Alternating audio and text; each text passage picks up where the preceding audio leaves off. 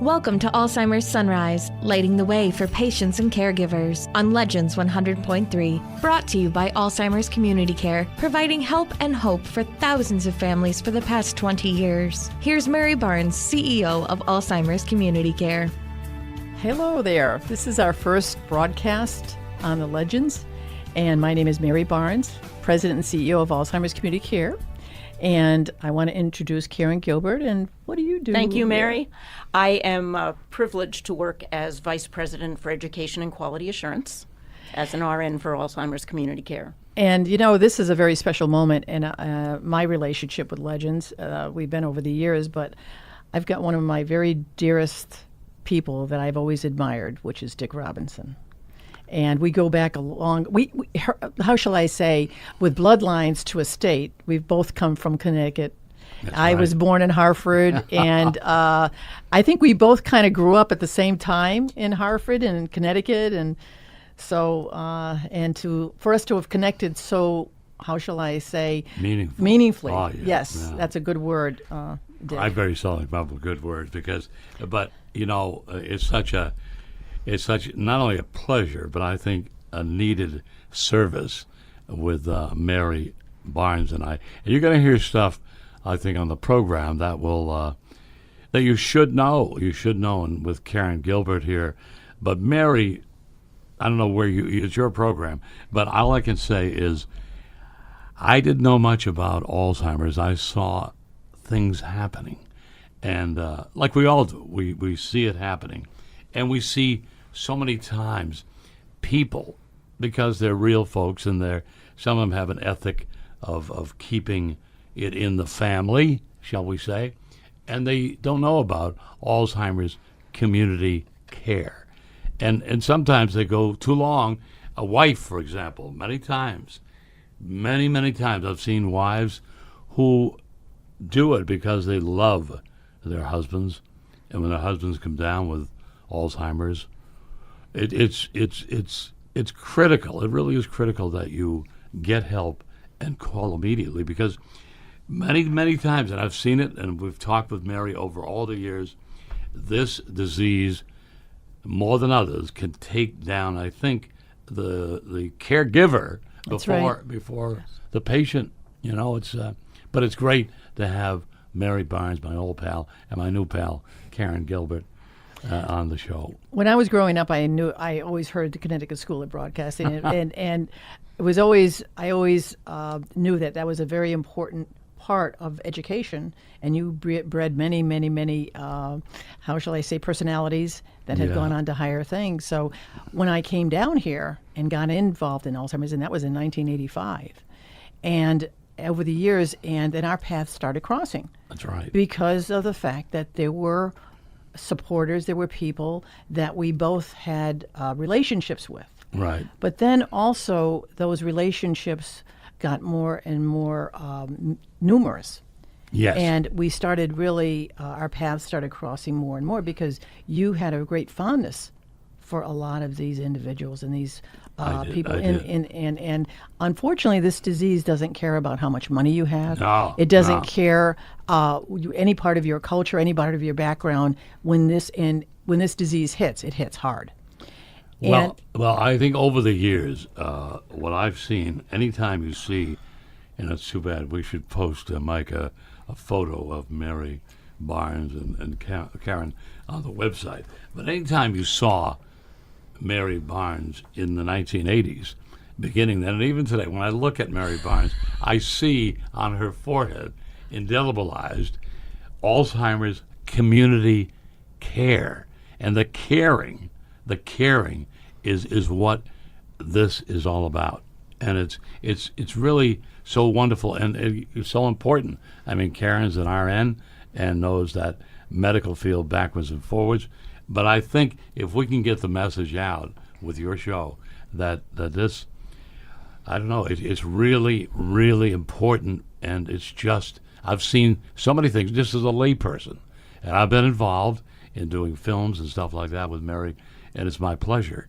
But to know how important it is before, and I'll let Mary take it from here, before the disease takes off, and what you can do And that's so important. And to call. You're going to give phone numbers today? That's right. Yes, we can. Yes, we can. But I think that what really started blossoming into this connection with Alzheimer's is we both have a very dear friend, Leo Albert, who wonderful. was not only a friend to us as an organization, but also to many others because he was very charitable. And he really, really he loved the town of Palm Beach, and he got an ambulance. There were a lot of gifts that he gave to a lot of charities. But Leo Albert, as Mary knows, was not only our friend, but a friend to so many.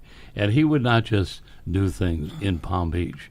And he cared so much with his connection about what Mary was doing at the time and Alzheimer's community care, because he had a past where he dealt with that, but also charitable and such a wonderful, understated guy, just the real deal, who would drive me out to Pahokee to take care. He would take care of other folks that were less fortunate, and he had just an affinity for cancer and also for Alzheimer's community care. And you. And I remember when he called us together for a lunch.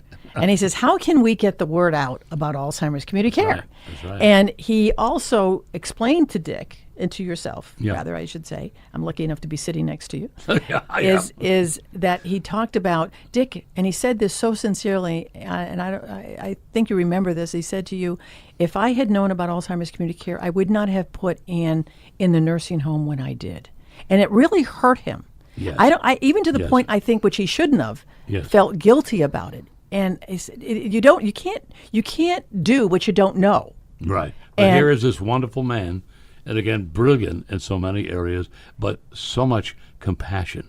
When you Google sometime a photo of Leo Albert, and he was just a picture of warmth and giving, and he was just a real deal. And when he found Mary, perhaps a little bit too late, he realized that his lovely wife, Anne, who he'd been caring for years and years and years, should have been in different hands, perhaps before. Yep.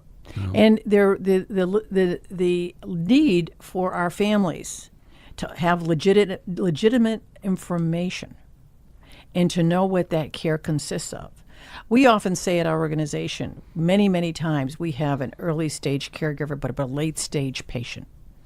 We would really like to have that late stage patient be sooner, because we can do more for the family. We can do more. And Karen, I don't know if you want to say anything about that, but that's probably, denial is our biggest enemy. Absolutely. And it's very sad when we meet with a family and first we listen, we let them tell the story, and then we'll often ask, when do you think you started seeing changes? And it's typically 5 years. Usually 3 to 8. Most people center on 5. And that's 5 years of missed opportunity, because time essentially is brain. And we're not getting people early enough, and Mary's correct. They're a late-stage patient at that point, and the caregiver is just realizing.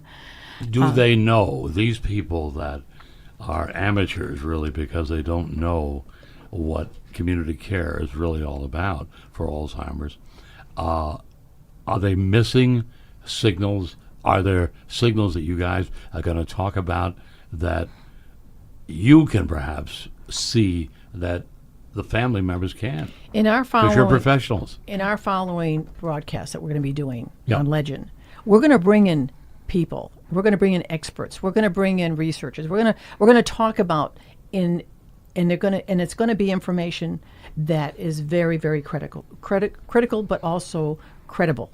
Yes. There's a lot of misinformation. I guess we call it fake news at this point.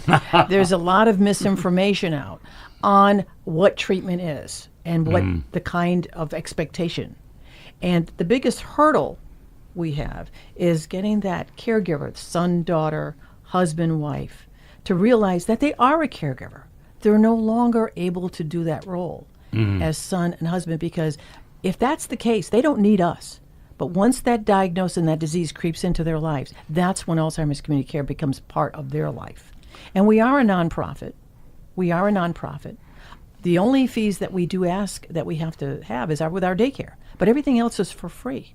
That is really so wonderful. And that's what that's what got Leo Albert to really fall in love, can we say, with not only Mary, but also the mission of Alzheimer's community care. It's not about finding a cure. This is about, because we don't know when that's going to happen, right? That's Mary? right. That's exactly true. Karen, we don't know that. But in the meantime, I think so many times at night, if people do not realize, if folks that are friends out there that are Legends listeners today, if you don't know, it's like any other disease. I mean, I'm not a doctor, and I can't tell you, but you can spot it, and you can do things about it as a professional, caring person would do. The average person, I don't know. I don't know if somebody says, I forgot my keys, and I don't know where they are, or I don't know what are the... And I think there are a lot of amateurs that are trying to be, and maybe they're in denial. Maybe they're in denial. Wives, kids, family members. Oh, Dad is having a senior moment. What's the difference between a senior moment and a... That's a very important point, because families tend to accept certain changes as normal age-related changes, and that's where they are vulnerable to losing a lot of valuable time. Yeah. That is not healthy aging. Certain changes in behavior, sudden problems with understanding safe from unsafe, reasonable from unreasonable, those are not normal age-related changes, and that's the moment. There's a lot of studies and research that has gone on, and they've been very helpful in understanding the dynamics. It is a disease process. It does ravage the brain. How it affects that individual depends a lot on what environmental forces have been involved, like smoking, maybe too much drinking. There's also that kind of deterioration. But there's also genetics. Genetics play in it too. So there's certain things that we don't have control over, but there's a lot more that we can have control over. Is there a test today? Is there a test? There is no standard test. The standards we have applied to screening for a variety of cancers, screening for diabetes, screening for high blood pressure. We all accept that. Yep. And the purpose there is to intervene at the earliest moment. We treat pre-diabetics now. We treat pre-hypertension now. That's a new category that's just come out within the last few months. And the whole idea is to have those diseases progress to where you get irreversible damage. We need to apply the same to the brain. But Mary, I'd just like to say that I think we should give if you don't mind, we should give the telephone number and the website or whatever you want. 561-683-2700. Take this down now. It may not be affecting you today, but if you find someone, a friend, a family member, that is showing signs, to get the complete care as soon as you can. Telephone number, Mary, 561-683-2700. And our website is ALZ as in zebra, CARE as in care.org. Okay, and once again now. I'm a little slow here. Al's Care. ALZ. CARE. But there's no dot between the L. Nope. Okay, all together, small, ALZ CARE. .org, meaning it's an organization. Nonprofit. That's right. And it's so important to know. And when they call, who are they talking to? They're going to talk eventually to a family nurse consultant, who is the person that she's a licensed nurse, because it's a disease. Yes. And they know the human condition. So because it's a disease, to be able to make that bridge with whatever the diagnosis is, even with the medical community that person's involved with, whether it's the doctor, whether it's the nurse, as things progress, they're the ones that can help either interpret what's going on, be the eyes of being it, because all the staff that's on in our daycares, there's a nurse in there 100% of the time. It isn't like in a nursing home. When you go in a nursing home, you see a nurse 2.5 hours out of 24 hours. We have made a big impact on diminishing the risk of having to make the option of going into an assisted living or a nursing home. We have developed the reputation and the understanding that we keep that person in the community and the families together. And we've actually proven this throughout the years. But the thing that really, really has the essence of Alzheimer's community care is we got to stop talking. We've got to do action. That's why Alzheimer's community care went ahead and did the legislation for the Florida Silver Alert program, because we listened to law enforcement. We listened to the families. And there was a time when you would call, and I'm talking back in 1985 or 86, if you called the police, they'd say, "Oh, you must have had a fight with your wife or your husband," and they would leave, and you got to call us back in 72 hours. That doesn't happen anymore. They get out there as soon as they get that call. They go ahead and they take the dogs, the helicopters in, because they know how important it is to find that person right away. So Alzheimer's Community Care knew that, and we developed the legislation. And I feel that Florida has the model legislation for the country. Now, there are other states that have silver alerts too. Right. So that's good. And we would like to advocate in Congress that they do a national silver alert program. So if all law enforcement is connected throughout the nation, they'll find, because there are patients that are still driving. This is where the denial comes in.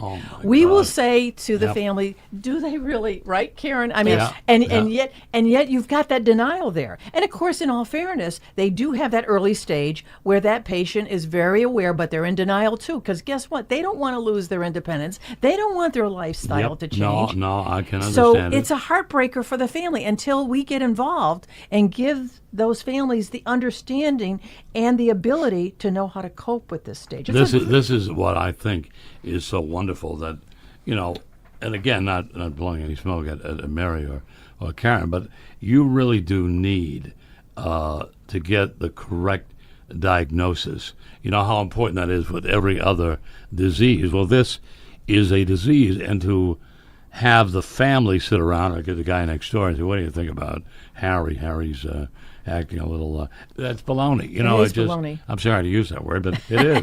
and you wouldn't do that if you were having another disease like a heart attack or things like that. You wouldn't do that. You'd know what to do, and that's why this community care. And again, it's a nonprofit, and the people that are there, like Mary, who I've known since. I got here a little bit before because I'm older. I came. You really think so? I came to Florida in the 70s.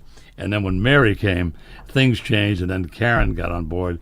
But I think of all places in the country, from what I know, and not for you to be braggadocio, but I think your Alzheimer's community care, I know you've setting standards by having the accreditation from the Joint Commission that you got in Chicago and everything like that. But why is it? Why is it not because of just Mary and Karen? I know the passion that is there. Why don't other places in the country seem to have this kind of level of, and it's still people don't know about it, and that's what we're going to do. But why is it that when you're living in our old place in Connecticut, they don't have the, I don't know. Alzheimer's community care, the big word that's in our name is community. Yes. And the care, of course, is, there's a lot of care out there, okay?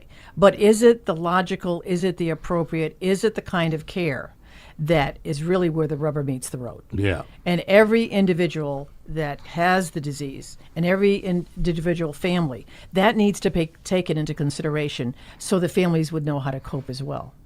We don't want to have one patient that is living in the community and that there's this relationship with the caregiver and the patient have an empty day. And if there's not stimulation, and that's what happens with our specialized Alzheimer's day cares that we have in this in the 3 counties that we serve, we have 11 of them. Mm-hmm. But what does that mean? What is that day like for that loved one? We open up at 7:30 in the morning and they go to 5:30, 6 o'clock at night. Wow. And there's a nurse on that in that daycare center all day long. So when the caregiver brings, and a lot of our caregivers are children that are taking care of mom or dad. So there's that whole, but we got to help them. We got to help them go through that day and night.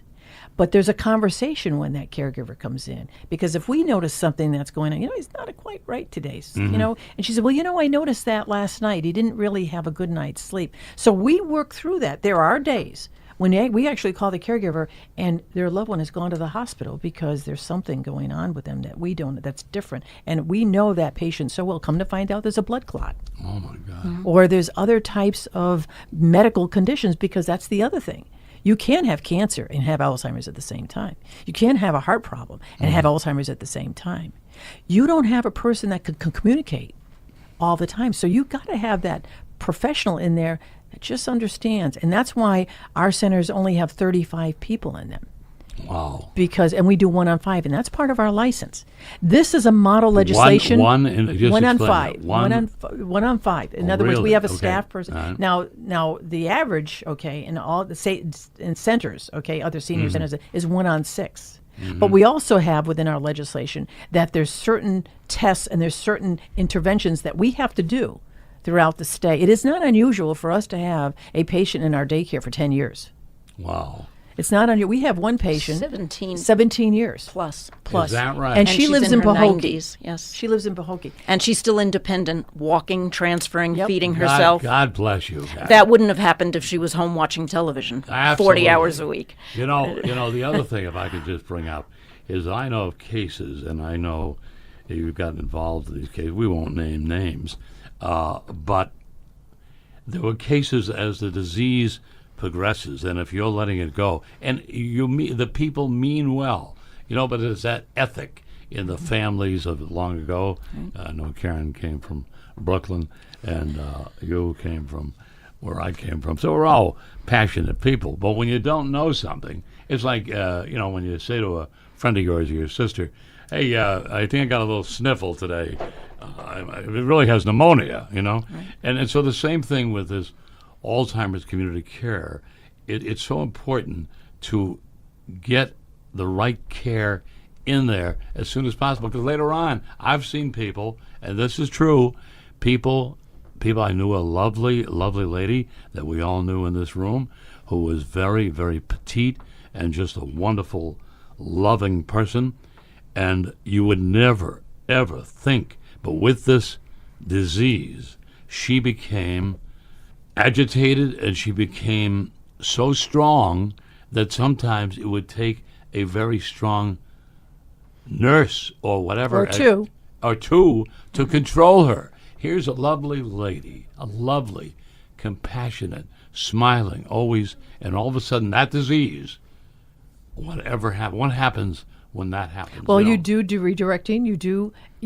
One of the reasons why this frustration builds up in a patient is because they're bored. Yeah. There's been no stimulation. There's been no alternative. And one of the things that happens in the center all the time, there's always either singing, there's music, there's interaction. There's nothing better for a person, just because you can't deny them. Yeah. But it's nothing better to hear laughter and to hear music and to hear singing and to do physical exercise and do mental types of stimulation of games and everything, and sending words out and everything. Because let me tell you, there's a lot inside that person that really, really wants to get out.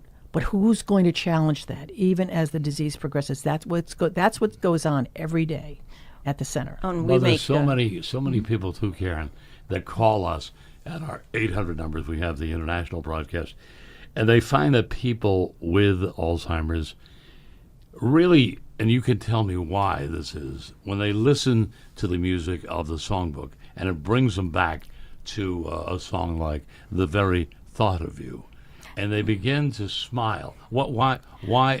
And music is incredibly therapeutic. The belief is that music involves so much of your brain that even advanced disease has not been able to rob you of all of it. So those connections still come back incredibly therapeutic. And that is therapeutic to the patient. Absolutely. They can really. Well, what happens when they're hearing during that? It engages them. Uh-huh. It absolutely engages them, because they can feel control when they can remember those words and when they can sing along. And remember, they've lost control in so much of their life. Wherever we can put it back, it brings that spark back. We learn their social histories. To us, the social history can be more important than the medical history. How did they live? We want to mimic those interests and those skills in our day center. And we teach that to the caregiver as well. This whole program today has been wonderful, emotional for me with you. Wow, special. You are, and I'm sure Karen, after 4 years, but but Mary and I go back to 1985 or so here, and what I have seen, and this is in no way a commercial, it's just a real deal, because I don't do commercials about this stuff. But Mary, when you have a person with passion and a purpose, and you have a friend of mine like a wonderful Leo Albert, who again, Google him sometime, he did so much, and yet when his wife was suffering, he often said to me, Dick, you know, I should have known Mary. I should have known Mary Barnes. I should have known about Alzheimer's community care. And he was a brilliant guy. And there are a lot of brilliant people in families that do not know. And that's why we want to bring awareness and want to give that telephone number. Would you do it again? 561-683-2700. But we're going to be able to talk a lot of this over the months that we do our radio show here. So, Gee, thanks. Really, what you're doing, and I think is so important, because this is, how would you just are we almost, Mike, what is it? As we sum it up here, what do you say about this disease? What is the... There is care that's effective, and our model of care is incredibly effective because it encompasses the family, the caregiver, and other family members, and that's how we get the outcomes that we get for families. But there are also preventive strategies. There are lifestyle changes that people can make. They can, in some way, control what happens to them in a period of time. And with no cure and no real treatments, we have to incentivize people to act on the front end. they say there's no survivors. There are for us. And a survivor is our caregivers. But again, once again, if you've got a guy who's been a big CEO, let's say he's been a controlling guy in corporate America, and he really feels that that he knows, or a woman that is taking care of that man, and he says to her, you are the one, you're my wife of 50 years, 20 years, 30 years, whatever it is. I want you to take care of me. And she says, I will take care of you. And yet it is she who is brought down. Perhaps even before her husband dies, she dies because she gave too much. 24/7. Yeah, and you can't do it. You can't Cannot. do it. You can't do it. So that's why we're there. But thank you, Dick, so much. Thank you. God bless you. Thank you. And Karen, God bless you. Thank you. So we'll close today, and we'll be back on Legends. Thank you. Thanks for listening to Alzheimer's Sunrise, lighting the way for patients and caregivers. To learn more about the help and hope available from Alzheimer's Community Care, call 561-683-2700 or visit alzcare.org. That's ALZcare.org. Tune in next Sunday at 6:30 for another edition of Alzheimer's Sunrise, lighting the way for patients and caregivers right here on Legends 100.3.